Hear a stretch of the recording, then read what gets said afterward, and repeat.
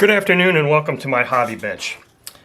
Today's video is going to be a completely independent video, not sponsored by Boca bearings whatsoever, but this is one that just is a curiosity to me.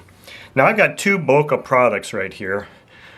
One of them is called Clean Touch and one of them is called Bearing Soak. Now the Clean Touch is a cleaning fluid that they sell specifically to use to clean bearings. Dirty, maybe lightly used bearings, just clean bearings. This is a cleaner basically. Now I didn't put this in an ultrasonic cleaner, but I have put it in just a jar and I'm just letting it sit here. I've got a bearing in here. So that's what this product does. This product, Bearing Soak, is a product that they sell that is supposed to revitalize lightly used bearings by filling the gaps and pores and pits that might occur or might be present in a lightly used set of bearings. So, and I've also got another bearing in here soaking already too. Now I didn't take a video of that initially, but I'll take that out here shortly. But what I've got here is a couple of sets of bearings, and I really want you to be able to listen. These are light, this one I'm not so sure I consider it lightly used, but it's used bearing. Listen. If I can get it to spin good. I can hear it, I can feel it. Same thing with this bearing. See, this one spins much better, but you can still hear it. Both of these have been cleaned in this Clean Touch. And what I did was I just sat them in there for a few minutes, and then I really brushed them out with a soft bristle toothbrush. Then I put them back in there just to see if there was anything that I dislodged with the brush to get that off. What I want to do now is one at a time. I want to put one of these bearings in this Bearing Soak and let it sit in there for, I don't know if I can fit both of these bearings in here or not. Maybe I can just add a little bit more Bearing Soak and get them both in there. But I want to see if the claim is true that it actually forms a molecular bond with steel parts and it actually makes either of these feel or sound differently. So let me see here. I know I probably just need to add a little bit more of this one here. I hate to use that much of this stuff, but these bearings are kind of large. I don't think they're both going to sit flush in there, so I'm just going to leave these sitting in here for, I don't know, they say 10 to 15 minutes. I'll probably let these things sit in here for longer than that and then take them out and see if I feel any kind of difference. Now this bearing that I just took out, I'm just going to quickly wipe it off a little bit, just the outside. This one felt and sounded about the same. Wow, well, that's kind of impressive. Because honestly, this one had a lot of noise too.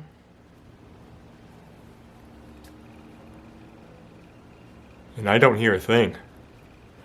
So this is really impressive. I kind of like that. That's right now that's feels considerably better. I know you didn't feel it or you couldn't hear it initially, but I'm telling you, it was very similar to those two.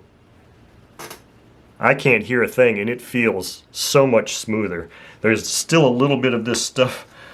I think I'm just going to throw this one back in here too and just make note that that's the one. So I'm going to leave those in there. So that initial result is really kind of impressive, you know, because there's a lot of times where I kind of question the claims that certain companies make about their products and their effectiveness or efficacy, I guess, if you could say. And especially when it comes to used bearings. Now, obviously, I'm not going to be installing used bearings in a customer's engine. However, I do when I am working on a customer engine and I find a set of bearings that comes out of that customer's engine that were lightly used, or maybe it was an old engine but was run only 2 or 3 times and they were just dry and they rough feeling, I will keep those bearings, clean them in the ultrasonic cleaner, and if this Bearing Soak really lives up to the advertising, I will just start cleaning all of my bearings that I have set aside as used in the clean touch, and then throw them in the bearing soak, and then just put them in a bag labeled used bearings but serviceable, and I'll use them for my engines because I don't have a problem doing that at all. Now obviously I would never do that with a customer's engine. Customer engine's always going to get a brand new bearing. But hey, I was pretty impressed with the way that one felt right off the bat. So let's give this a few more minutes, and I'll take those other two bearings out, and I know it's going to be very, it's just my opinion as to how they feel, but hopefully you'll be able to hear a difference. Stand by. Okay, so my timer just went off, and I'm about to pull these bearings out now. This first one here is the one that had been in bearing soak twice. I think I'm just going to kind of set it aside first. Put it in this other tote right here just to sit. Let me grab this first one here. And I'm just going to put it in a towel and just kind of damp it, blot it dry a little bit, just the outside. So this is the first one. Wow. Listen.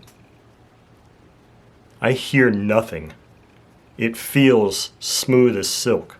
I mean, if you handed me this bearing and I had my eyes closed, I would think that this was a brand new bearing. That's how nice that feels. That's really amazing, because I am truly a skeptic when it comes to claims such as this. Molecular bonding to metal parts and that. I mean, and now, again, I would never do this process for a customer engine, but I sure as heck, based on what I'm seeing and feeling now, I would have absolutely no issue reinstalling these in one of my bearings, or one of my engines, I mean. Here's the last one. Wow. I hear nothing. I feel nothing. I'm Sergeant Schultz from Hogan's Heroes, if you didn't know what that reference was for. No, really, I'm serious. This is pretty incredible. I like that a lot. So you know what I'm going to do here? Now let me grab this other bearing that was in here. Let's do this one more time. Same result. I mean, it feels wonderful. Now, so here's the other thing that could be done with these bearings, and maybe I did, I don't know, but obviously this Clean Touch comes in a pretty small bottle. So it may be very good for cleaning in small batches like this, but obviously it's not really designed to go in an ultrasonic cleaner. However, I think that's the best way to clean bearings. So if I have bearings that I'm going to ever subject this method to, I'm going to put them in the ultrasonic first and really get all the stuff out of there, because I know the ultrasonic will drive any of those things out, and then it should only leave, the pores and gaps and pits in the bearing itself. I might still then throw it in the Clean Touch and brush it again, just for the heck of it. But this bearing soak is, to me right now, it's kind of looking like liquid gold, because I'm pretty impressed with how these things feel. So what I think I'm going to do here is I'm going to drop all of these back in here and just let them sit overnight. Not because I think they're going to absorb any more. I don't know, maybe they will. But I don't really have anything else to do with those bearings right now, so that's what I'm going to do. That is the conclusion of this test, and I have to say that these two products, hand in hand, going together, if you're going to do some bearing cleaning, and maybe not for glow engines, maybe these aren't really designed for glow engines because of the nature of the harsh environment that glow engines get exposed to, but maybe like fishing reels, or fishing reels might be a good one because they're not exposed to fuel. They're could be exposed to salt water. Maybe off-road vehicles, RC cars and stuff like that. Any bearing application that's possibly not, inside of an engine that's, where internal combustion is happening, might be a better place, or might be a better product to use these two products on. I don't really have any bearings like that. All the bearings I have right now have come out of engines, so they've been subjected to, extremes in temperature and things like that. So, but anyway, I'm pretty impressed with these two products. from what I'm doing here, I think, you know, if I could get a hold of some other types of bearings that, you know, in other applications, that might be a better test of this product. But right now I can say I'm pretty impressed with what I was feeling and not hearing there.